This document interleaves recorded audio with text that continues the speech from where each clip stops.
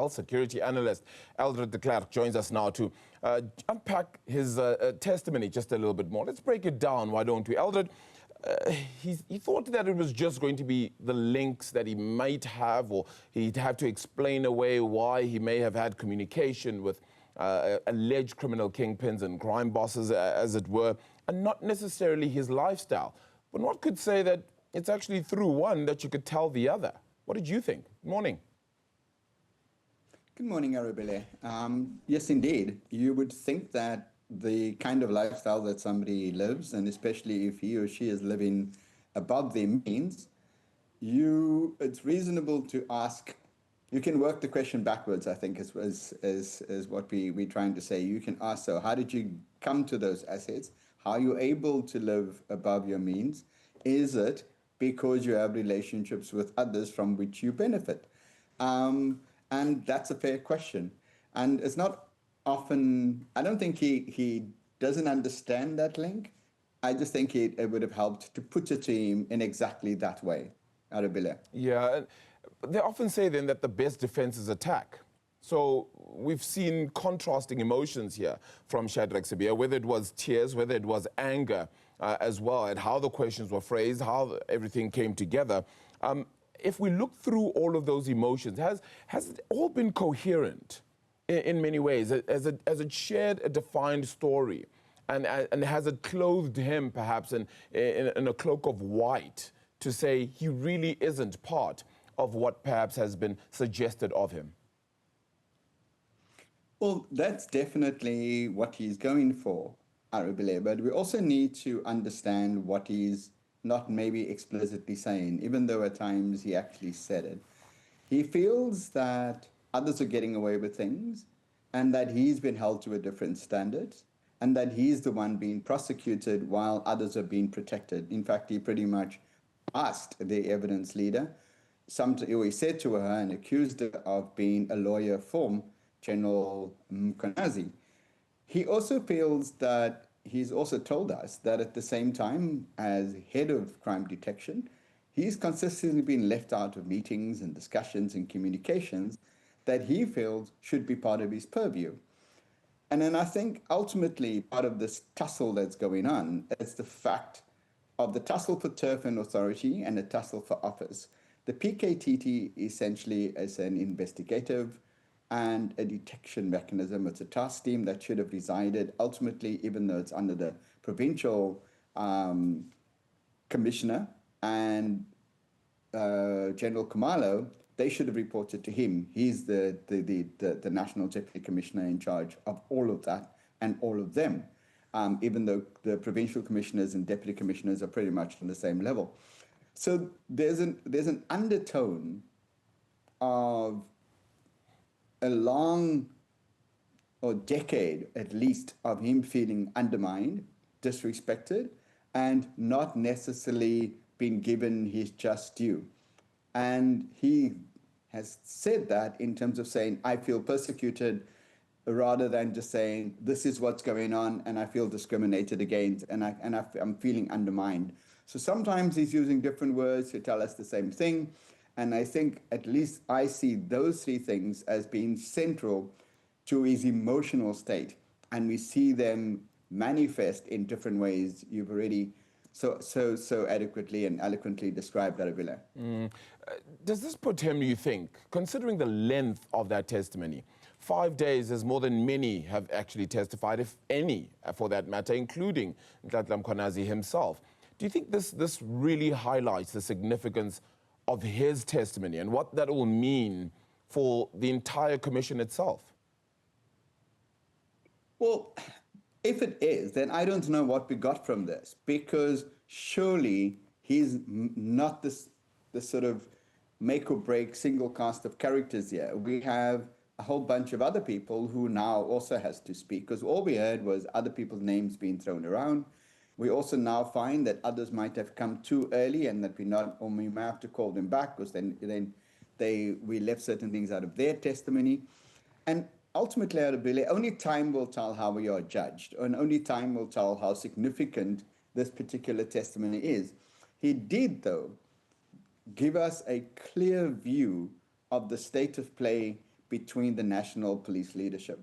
And that is the more worrying thing. The fact that the leadership style, and he talks about being bullied, he talks about, as I said, already being excluded of things. There don't seem to be much conflict resolution skills there. There don't seem to be much cooperation and communication.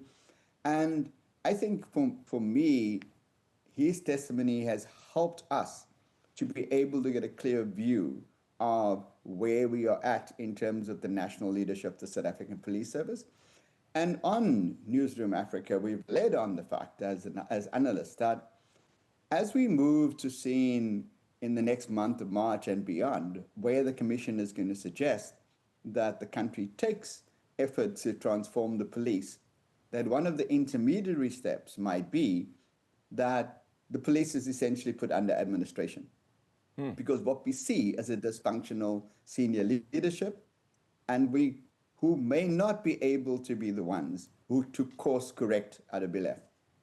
Yeah, that feels as though then that is an entity that would take decades to then regain the trust of people. Because if you start putting it under administration, if it's revealed that everything in here under investigation at a later stage is indeed true and people are then taken to prison for whatever reason, etc., it would then just mean that the trust deficit is absolutely massive, one would think.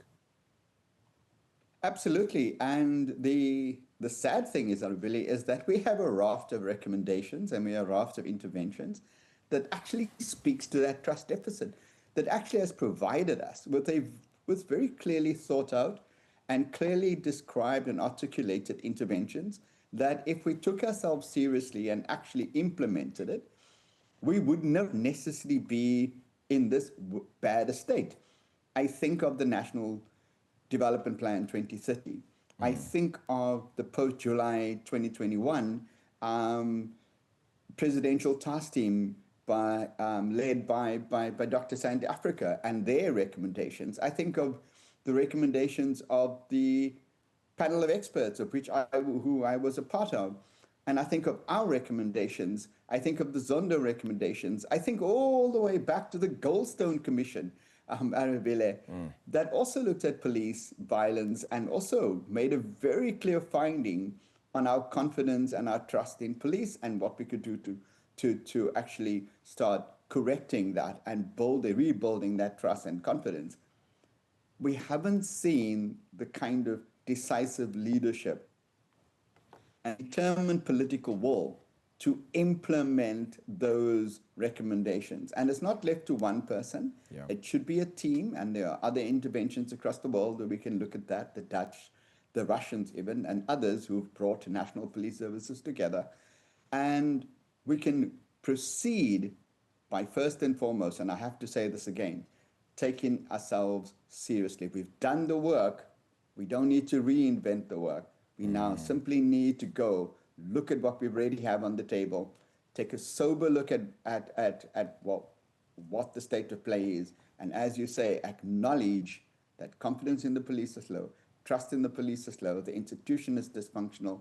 As much as officers continue to work and plow away daily at trying to do their very best, they are not necessarily being supported or led in a way that inspires confidence in them and doesn't necessarily support them in the best possible way. So let's take ourselves seriously and let's do what we have on the table. We don't need to do a lot more else than that, than to take ourselves seriously out of it. Yeah. It feels as though, and to use perhaps a more religious phrase here, nailing him to the cross would be fairly unfair, and a comment that he perhaps is using in some phrase or the other. And one wonders then from here how the public then get to view him because of this, and how we need to take context of everything that we've heard so far, and not just the last 4 or 5 days, which of course have meant that Shadrack Sibiya could be seen or viewed in a particular light. Absolutely, and I am the first one to say that we should, and you're right, we should be hesitant to judge all of what happens at the commission simply in the light of what we see in the last 4 days, because it isn't. There's a lot of testimony that we didn't take account of. There are things we already forgot. That actually speaks to some of the veracity of things that he said, and he's struggling to articulate, because I do feel, as you've said, and I share that feeling, that he feels like he's been nailed to the cross, that he's been put under the gun, so to speak. And 4 days of consistent, 5 days essentially of consistent testimony, when he prepared for one thing, it went into areas he says he wasn't necessarily prepared for, and he wasn't always sure what he's been asked to answer.